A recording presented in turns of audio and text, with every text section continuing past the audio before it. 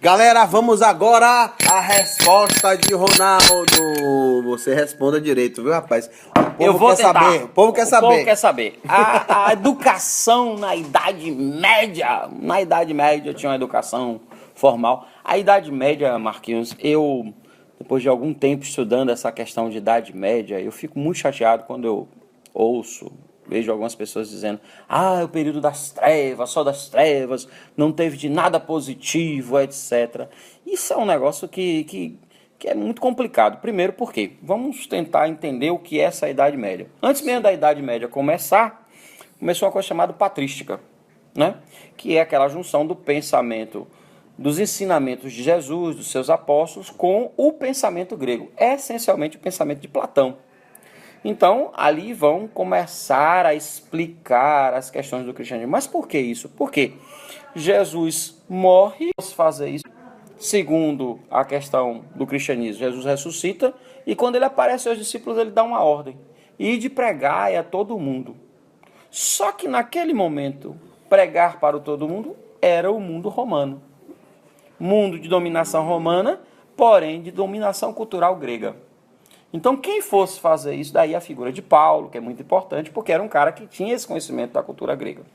Então, os caras começam a ensinar pessoas simples e pessoas cultas, pessoas que tinham conhecimento da filosofia grega.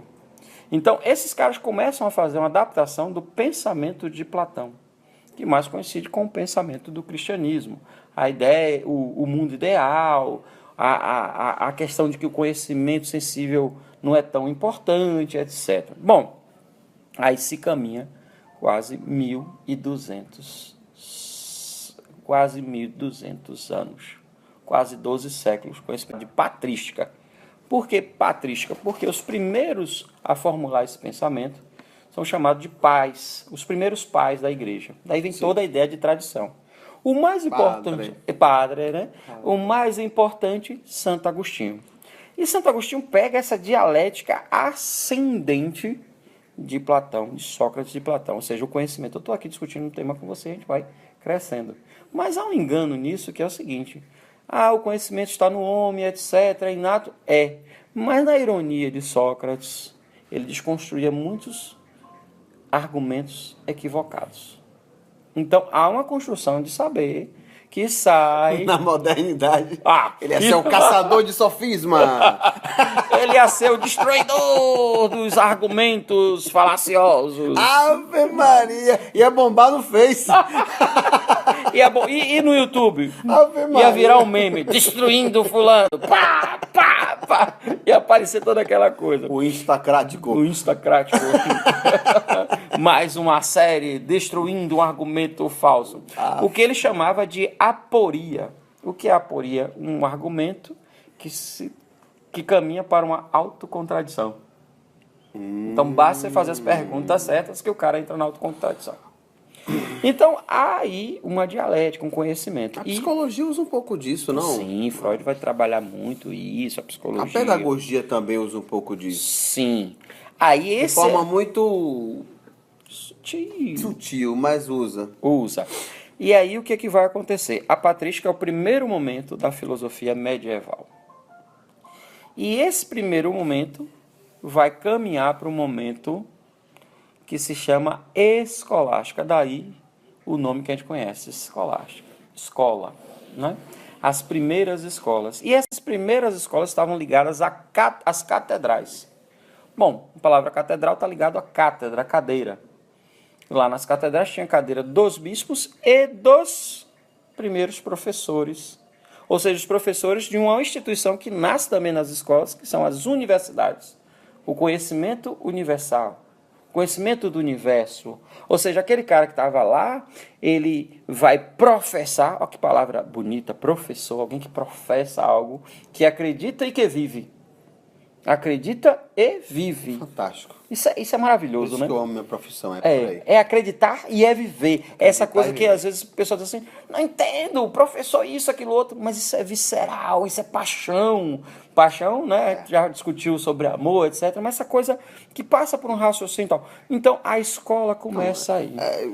Pedindo espaço a você aqui, educar não é uma tarefa fácil. Educar é uma tarefa difícil. Se você não não tem amor, não tem paixão, até na hora de você exercer o seu poder de educar, a sua, né, forma de educar, meu amigo, fica difícil.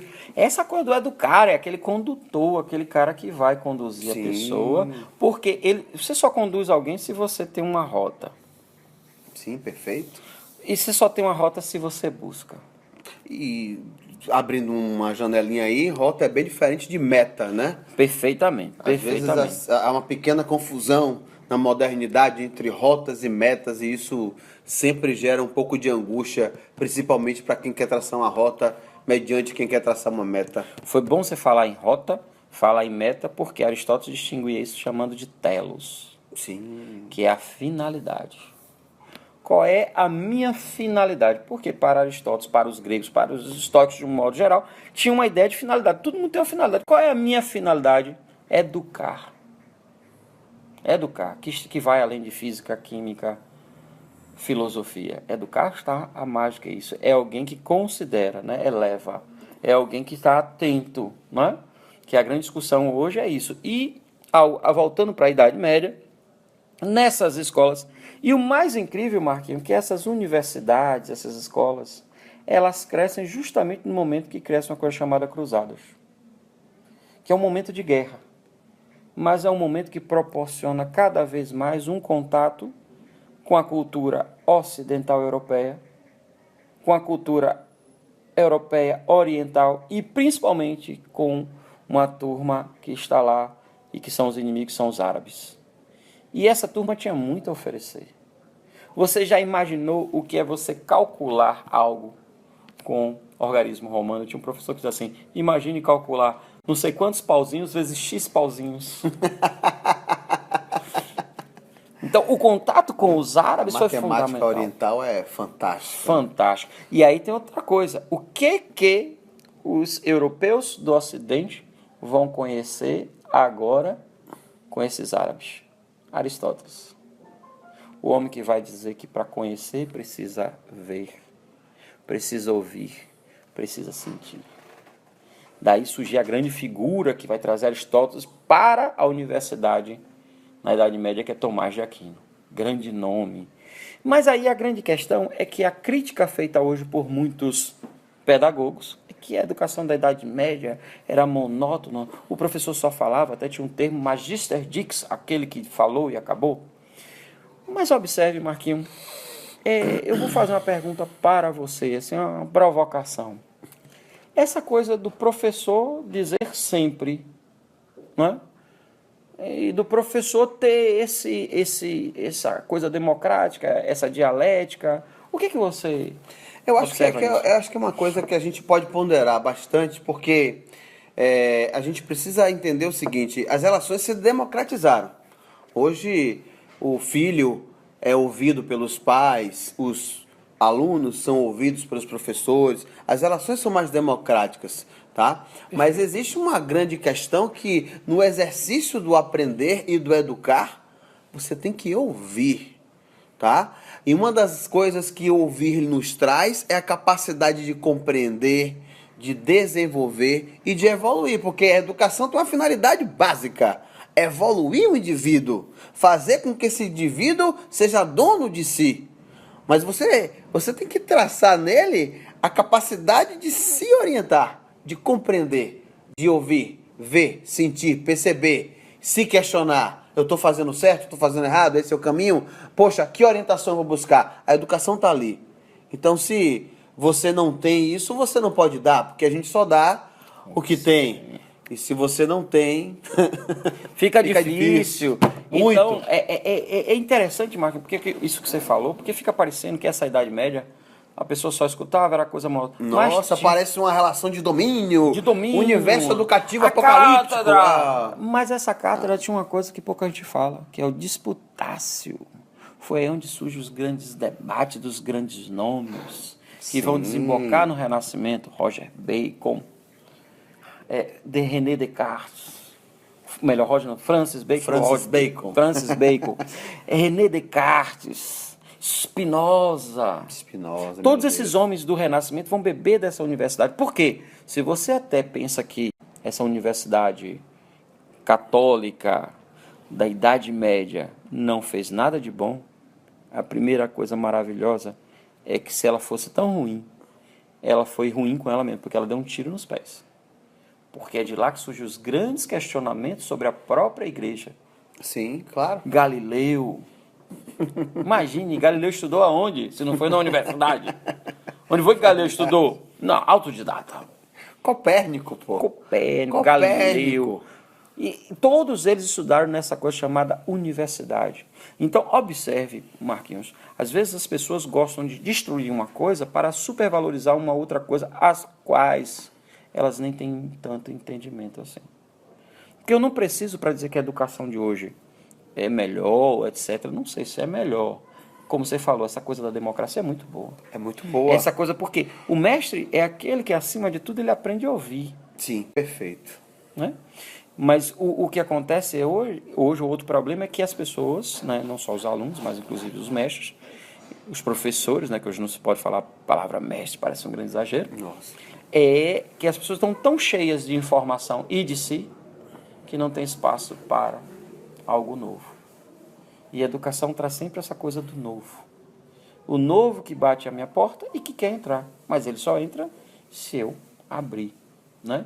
E a educação medieval nos ensina que existe um conhecimento e que eu só posso debater esse conhecimento depois que eu tenho um certo conhecimento. Então imagine, Marquinhos, você está explicando um assunto. Antes de você explicar, o aluno quer debater aquele assunto com você. Você vai dizer, tudo bem, você sabe esse assunto, deixe eu falar um pouco, depois a gente vê até se o que você sabe, o que eu sei. Mas existe um momento para ele, existe um momento para você. É a questão do diálogo, da democracia.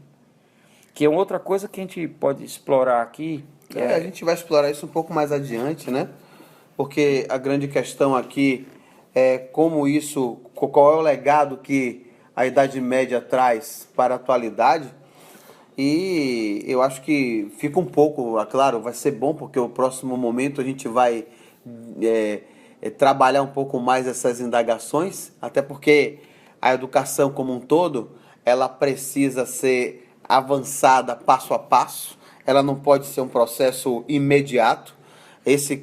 Muita gente entende, a educação é para evoluir, evoluir é para buscar felicidade, sim, mas não é aquela felicidade ali, na hora. Não é essa felicidade aí. Receita de bolo. Exato. Então, assim, uma das coisas construtivas que essa educação um pouco mais restritiva que houve lá atrás, ela trouxe, e que eu acho que a gente não precisava destruir com a democracia. A democracia foi bem aceita, que bom, que legal. Eu discuto com os meus pais, eu ouço, eu falo, eu discuto com meus professores, eu ouço, eu falo, eu discuto com meu vizinho, eu ouço, eu falo, legal. Mas a gente não precisa rechaçar o passado. Por quê? Porque lá atrás o cara trouxe a noção de que eu preciso começar a plantar essa semente aqui, porque a colheita é longa.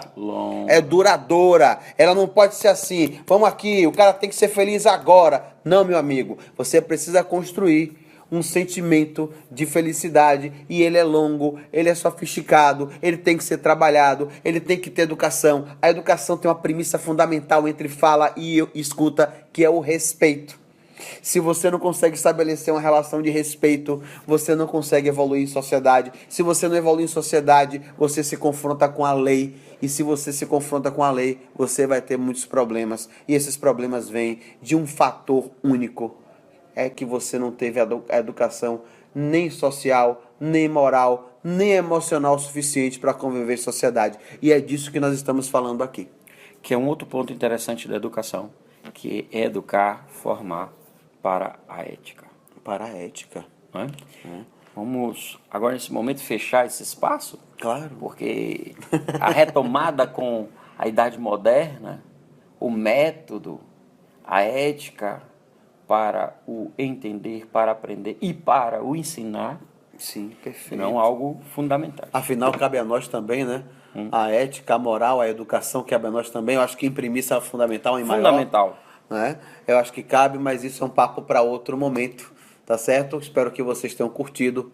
Um grande beijo para vocês. Ficam com o canal Neural. Sempre o canal das mentes livres e bem educadas e orientadas também. Por favor. Beijão.